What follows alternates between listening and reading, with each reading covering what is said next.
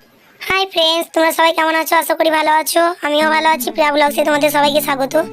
এই যে দেখো, আজকে তোমাদের সাথে শেয়ার করব ইনস্ট্যান্ট নুডলস কিভাবে বানাতে হয়। তোমরা প্লিজ পাশে থেকো। আমি তো ভালোভাবে ভিডিও বানাতে পারি না, জানো তোমরা।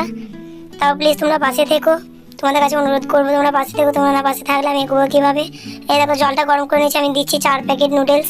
ভালো করে সেদ্ধ করে নিচ্ছি। এই সেদ্ধ করা হয়ে গেছে, তার মধ্যে জলটা ঝরিয়ে নেবো। এই দেখো, আমাদের ঢেলে দিলাম পেছনের মধ্যে দিয়ে ঢেলে জলটা ঝরিয়ে নেবো।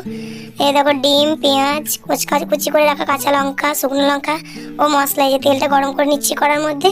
তারপরে দিয়ে দেবো কাঁচা লঙ্কা, শুকনো লঙ্কা। এগুলো ভালোভাবে গরম করে নিয়ে, লাল করে নিয়ে তার মধ্যে দিয়ে দেবো পেঁয়াজ।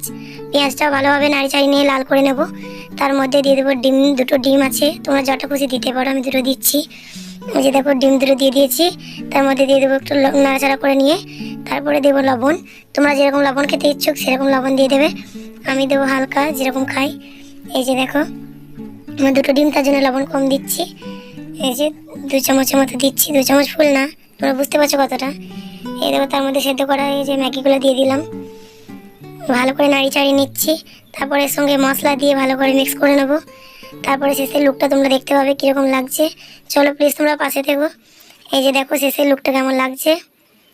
মশলাগুলো দিয়ে দিচ্ছি ভালোভাবে। দেখো, এই যে দেখো শেষের লুকটা কেমন হয়েছে, প্লিজ তোমরা কমেন্ট করে বলো, ঠিক আছে?